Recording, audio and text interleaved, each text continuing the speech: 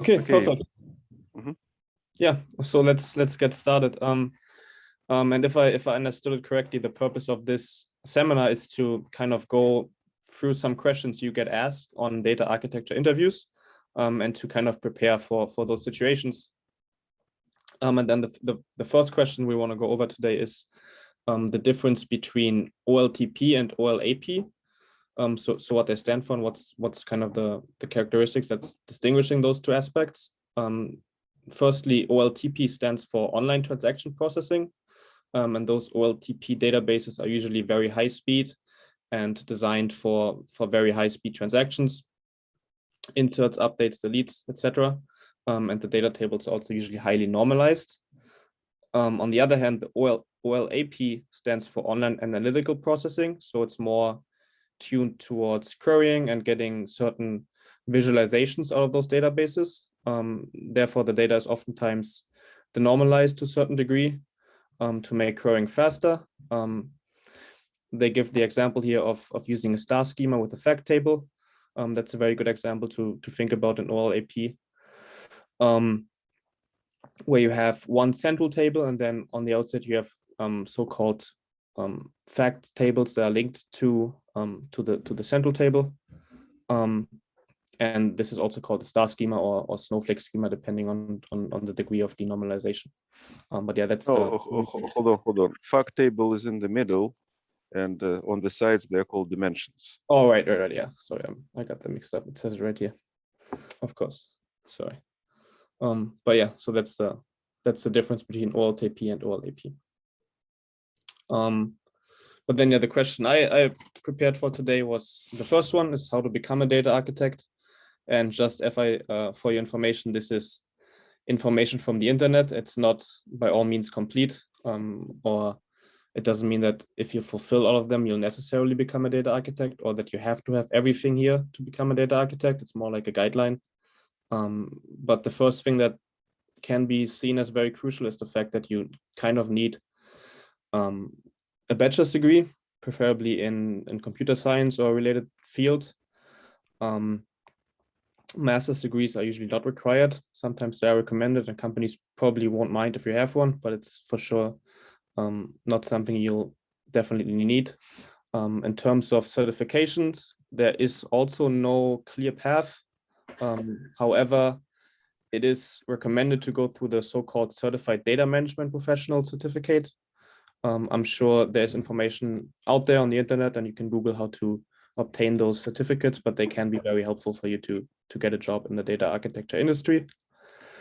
The next point is that obviously as a data architect, you need, or that's what many people say, you need a lot of experience, because people want to see that, okay, you can work as a data scientist, you can understand how to work with data, how to, query it, how to model it, how the ETL process works, because those are all prerequisites for becoming a data architect. So therefore, most of the time positions require 3 to 8 years of IT experience. So quite a lot of time, and it doesn't seem like an entry position job. The next thing is some of the key skills are that you should be creative, innovative, and good at problem solving. I found these pretty funny because they seem to show up in almost every job nowadays. So it's almost like a given skill these days. Of course, you have to have good programming knowledge and data modeling concepts, like those star schemas and snowflake concepts we talked about earlier. When I think about programming knowledge as a data architect, I probably would recommend languages like Python, SQL for sure, as well as Java, basically everything that's being used these days. And then there are also a couple other pretty common terms you should be aware of. Service-oriented architecture, of course, ETL, then enterprise resource planning, as well as extensible markup language. So you should be prepared to answer questions regarding any of these concepts in any data architecture interview. But yeah, that's kind of the path to becoming a data architect. Malte, I want to ask you to make the whole thing shorter because we have like 80 questions. Okay. Yeah, so And I didn't know how long this is going to take. Okay, so I'm just so going you, to you don't have to explain in detail, just like kind of walk through so we go faster through the questions. Sounds good. Sounds good, Lev. Okay, so then next question is, how do you incorporate a company's overall strategy into the work? So then as a data architect, you obviously have to deal with various groups that have different needs, and therefore you need to talk to every interest group and make sure that their interests are incorporated into your solution. And if you're not sure that you're doing it correctly, you have to really make sure that you go out there and attend additional internal corporate trainings, or ask direct questions to the appropriate people to solve these issues and make sure that everybody's on the same page and everybody's interest is being met. Well, nextly then, let's talk about the difference between a data architect and a data scientist. And for me, the biggest difference is that a data architect serves kind of as a waiter for the data scientist. So the data architect has activities like data warehousing, ETL, data development activities, as well as data modeling. So then the data scientist can come in and do all his work. For example, predictive modeling, machine learning. Sometimes, of course, he has to do a little bit of cleansing and processing, data visualization and statistical analysis. So from my point of view, the data architect makes sure that the data scientist can properly do his work. But yeah, those are the three questions I prepared for, and I'll stop sharing now and hand it over to Misha. Hope that didn't take too long. Cool. Very good, very good. Put mine to share. Let's see. Just trying to make sure I get the right screen here. I believe it's that one. Okay. And do you guys see my screen? Yes, we see your screen. And I want to say a couple of words. So Misha has put together this document. It has more than 50 pages, more than 80 questions. These are all from the internet. He edited them, cleaned them, did a very good job. And we're going through all these questions as fast as we can. And sometimes it's boring, maybe, and redundant. But the idea is we will spend several sessions just to go through these questions. And the document is available, so you can look through them on your own. And if you have some additional questions you recommend to add, please send them to me or to Misha, and we will change the document accordingly. Thank you. Yeah, and to add to that, I'll be occasionally asking if anybody has any input, but if you see me going through one of these solutions and you're like, no, please voice your concern so that we could get to kind of a common understanding there. Don't be silent. All right. So I will continue here. And this question is about security. Data accessibility and data security is a balancing act for data architects. Have you ever had to deny data access to a group/individual in the company? There have been many situations where I've had to deny direct access to data. If given the opportunity, people would gladly accept access to all of the company data. However, it is not wise to grant open access like that, as it compromises the security of the entire corporate data system. In addition, we have found that employees will misinterpret data that they are not familiar with, negatively impacting analyses conducted. In many of the companies I have worked with, we have implemented some requirements that must be fulfilled before data access is granted. The most important part is the most important part of it is education. Employees must go through specific training to get data access. If there is data that we still are unable to grant them direct access to, we offer our services to work closely with them to get the information they need with our help. So that stuff's kind of obvious. As you know, permissions are at every corner, which can be very annoying, but at the same time, it's just the way things are. So this next section is about personal oriented questions. These are more like the kind that you don't really expect. You'll kind of see that they're varied, but you could, when you go into an interview, it's good to have an understanding of how you would answer one of these, just in case it comes up. It might not even, but so what is the most critical factor for you when taking a job? And here's just like an example of how to answer it. There are a lot of factors that may influence your decision to take on a new job. And, you look at the various ones. Examples are compensation, work-life balance, travel required, commute, paid vacation time, this sort of thing. Share with the interviewer which factors are the most important to you when you consider starting a new job. If you aren't sure about all the details regarding this position, it's a good time to get informed. So here's an example answer. The most important factors for me as a data architect are the company's industry and the workplace culture. The first one predefines the projects I'll be involved with. The second one indicates if the work environment will be positive and teamwork oriented. To me, those are equally important to compensation and benefits. Personal question number 2. Are you also interviewing with any other close competitors? How to answer. If the interviewer wants to know if you're also applying for a job at a competitor's company, you can give a direct answer. However, you should refrain from giving away the name of the company or sharing too many details. Let the interviewer know you aren't putting all your eggs in one basket. At the same time, try to leave the impression that you are critical when it comes to the companies you apply at. So an example answer would be, I wouldn't disclose the names of the competitors I'm currently interviewing with. However, I can tell you that I'm in the mid-interview stages with 3 other companies. That said, your company is my first choice, and I'm happy that we've reached the final stage in the process. So as you can see, it's easy to get thrown off with something like that. But kind of if you position yourself properly, you could answer it in a way that strengthens you, and increases your chances. How would you describe your work style? This question is not so much about your personality, but more about how you approach your work to get things done. Talk about the way you handle tasks and projects and how you communicate with coworkers and clients. Your work style might be collaborative, well-structured, speedy, flexible, or independent. No matter what word you choose to describe it, keep the job description in mind and how your work style fits the profile. So an example answer is, I describe my work style as collaborative. I like to work on full team participation projects and co-create with my teammates. If I'm not sure of the direction I should take on a project, I always consult with my team. This way, we can work toward consensus and align our ideas. I think this is the type of question also where you don't want to give a negative answer.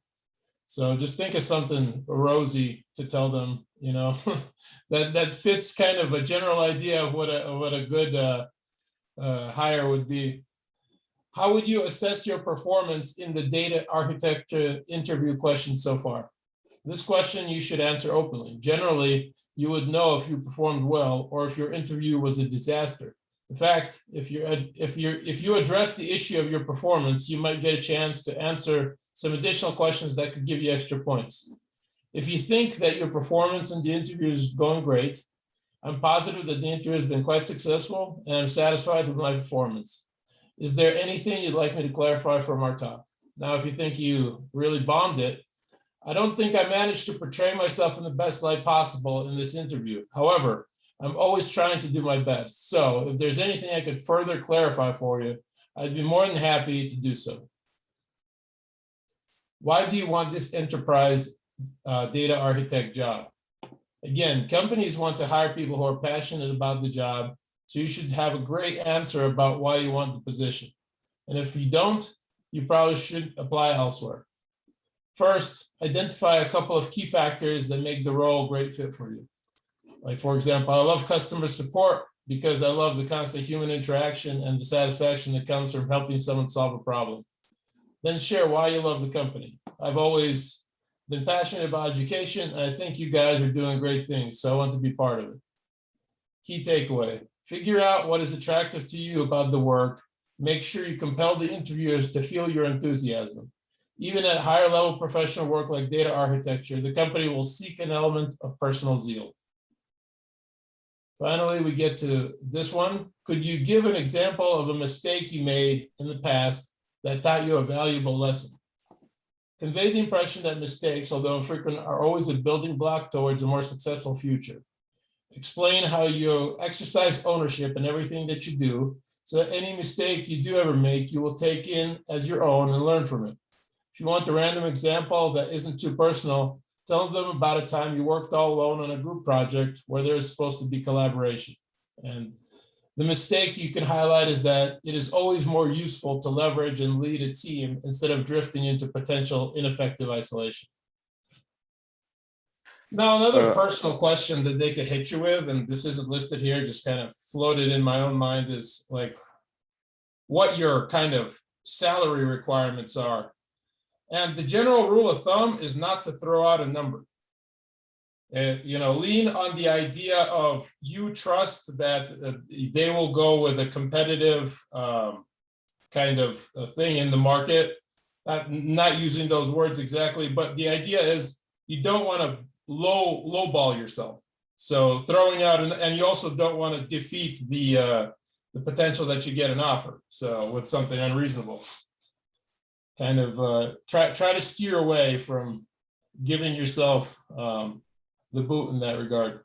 Misha, can you return to question 6, please? Sure. Yeah, I just want to add something here. So you can be asked, give example of something. Give example when you work by yourself. Give example when you work as part of the team. Give example when you did something great. Give example when you failed miserably, like whatever. So it's a good idea to think about several examples from your career, several stories, which you can use, well, to show how you learned from them, how you converted lemon into lemonade, so to speak, and so on. And yes, about the salary, I completely agree. And well, if this question is not here, you should probably add it. So whoever gives the number first always loses. So you should not give the number first. And if they ask, like as you said, well, you can ask them what the range you have. Like you can ask about their range, but you should not tell them your requirements ever. Okay. All right. So now this next section is getting a little more technical, but it's still general, where it could be any kind of different part of this. It's not specific to like SQL or Python. It can be anything really. So you'll see. This one here, have you worked with open source technology? Tell us about some issues you have come across when using it. When an interviewer asks a question like that, the company is either considering using open source technology in the future or is already utilizing it. If you have relevant experience, give some particular examples. And be sure you also highlight your ability to modify the open source programming code. If you haven't encountered any problems using it, mention any possible disadvantage to open source technology you're aware of. I've worked with Hadoop and MySQL without facing any major problems. Nevertheless, I realized that using open source databases or software utilities has its drawbacks. For example, you have to rely on advice from user forums as there is no formal customer support to address your issue. Another thing is that developers don't spend a lot of time on their user interface, so you may lack the resources you need to get started. Now this one's about SQL. State and describe the different types of SQL joins. And I think I've mentioned this in our last seminar. This is like a real thing. They actually ask this on serious interviews. The basic type of SQL joins are inner join, or, without me really, I'm just going to list them. Left outer join, right outer join, full join. You could use Venn diagrams to show possible logical relations between data sets. I'd also say cross joins. Oh, cross joins. Good call. Cross joins. Those are like rarely used, huh? What's the difference between common. Full join and cross join? So a cross join, so full join is like a left and right outer join combined. So the two sets that you're joining, they join on a particular key, but if one side or the other is null, you'll still return a record. Cross joins are effectively giving you like a Cartesian join. So it's Right. Yeah. Yeah. every row from data set A, it gets multiplied by every row in data set B. Right. What's like just out of your experience, like what is a usual use case for a cross join? Just out of curiosity. Let's see. Well, one that I've used actually fairly recently is it was for apartments and having to create a table that gives me a set of rows for every unit in an apartment complex for every day of the year. So I had to do a cross join between the apartment units table and the date table.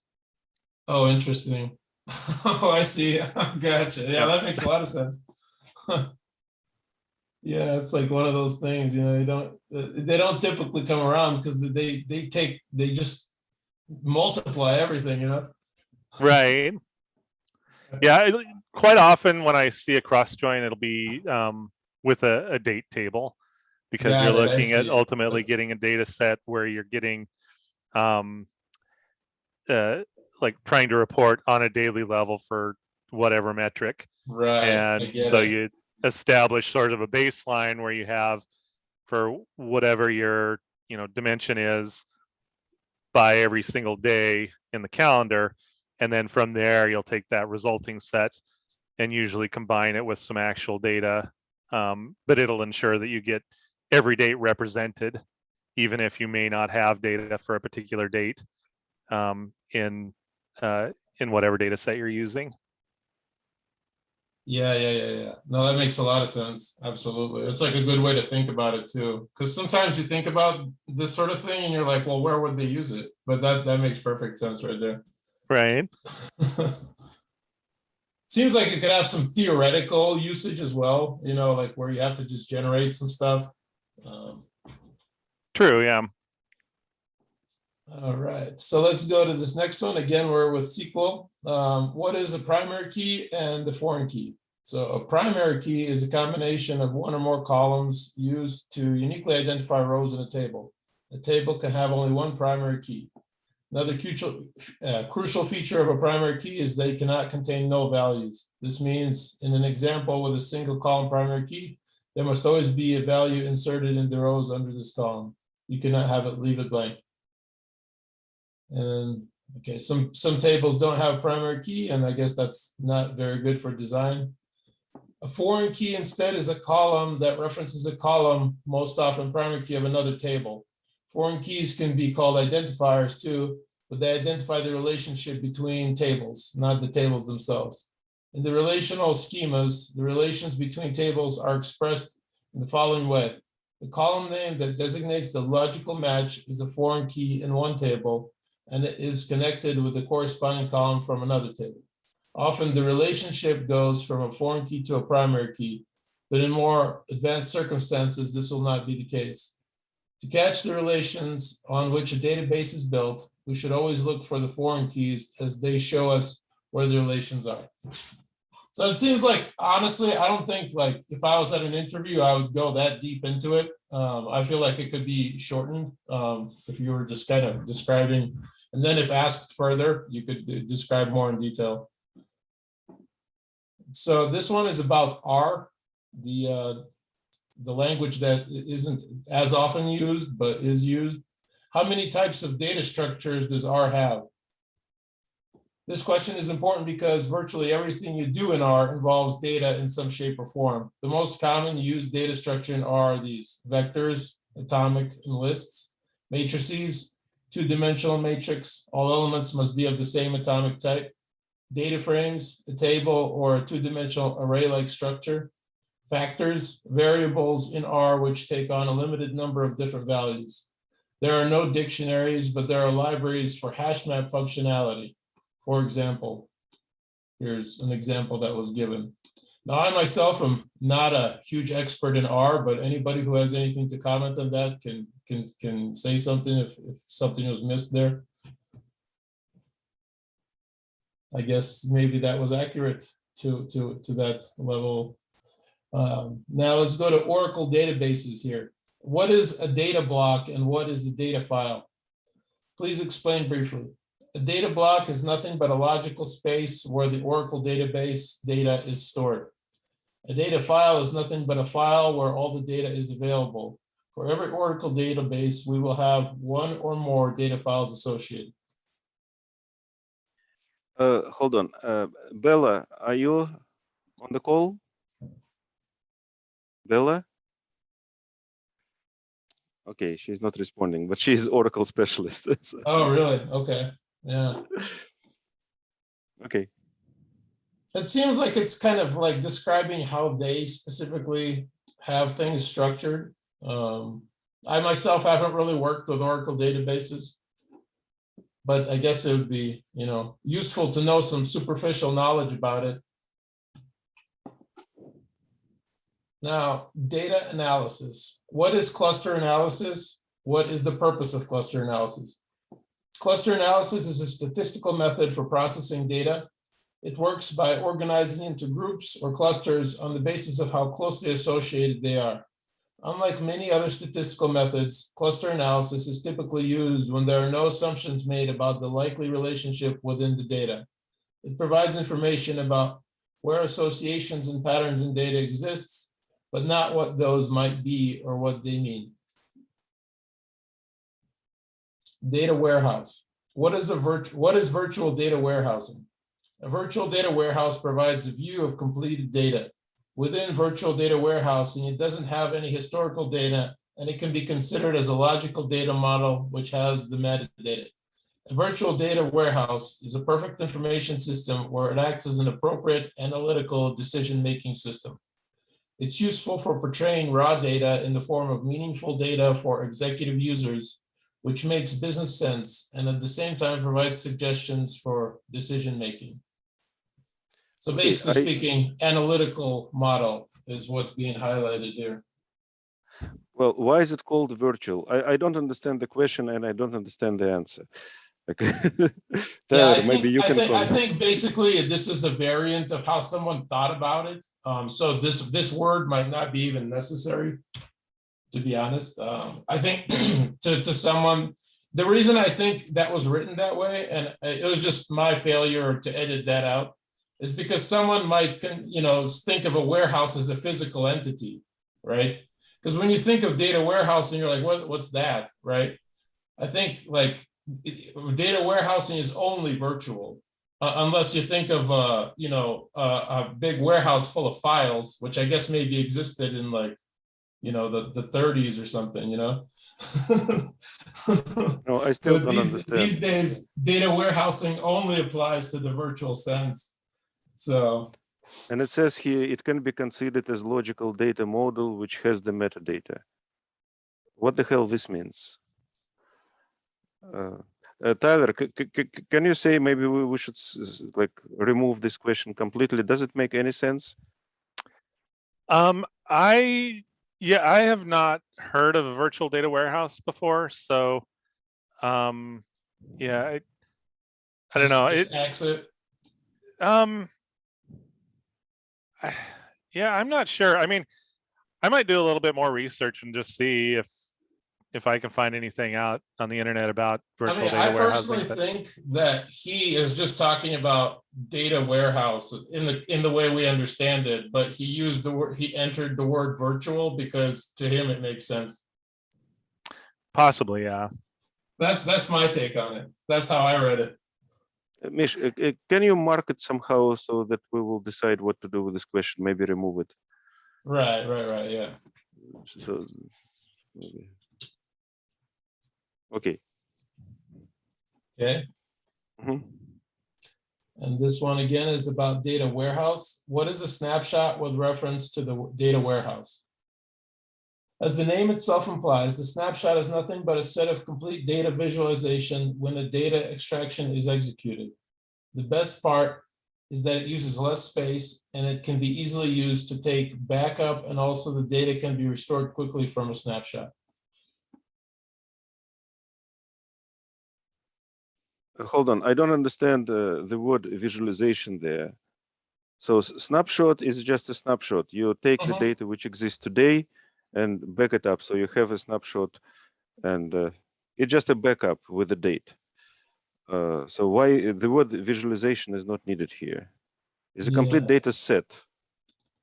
That makes sense.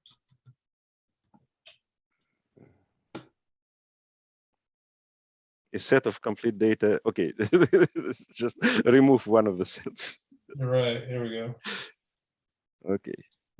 Okay, good. All right. And this one's about XML. What is XMLA? XMLA is nothing but XML for analysis purposes. This is considered as a standard for access to data in the online analytical processing.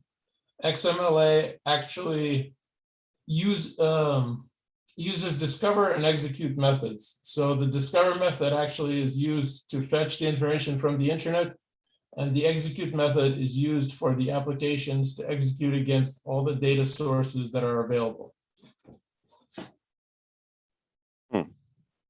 I have no idea what it means. Anybody ever worked with XMLA? Yeah, has anybody?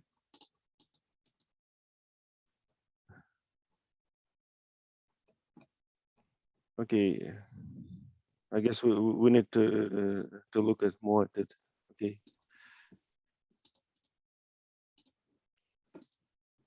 Yeah, this one, look into it better. Definitely. I myself, I'm not very familiar with the technicality behind that. Okay, thank you.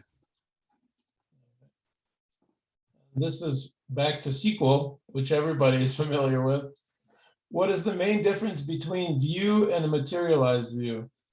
The main difference between a view and a materialized view is as follows. A view is a data representation is provided by a view where the data is assessed from its table.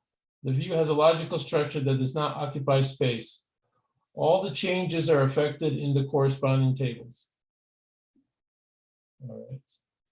Is that accurate? Yeah. I would say so. Okay.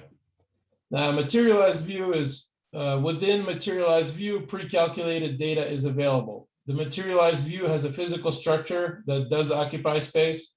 All the changes are not reflected in the corresponding tables. So I think that basically is the difference between the two. One is kind of still related to the information. The other one is just a kind of like an actual copy of it. I think the only point that I might disagree with on the materialized view is the third one. Because I would consider like an indexed view to be a materialized view. But I believe that if you make an update to an indexed view, it will update the source table, like the underlying table. So you're saying that it will then make a difference. So this is not true. Not necessarily true. Yeah, I think it depends how you're implementing the materialized view. But I think, yeah, that 0.3 won't always be the case.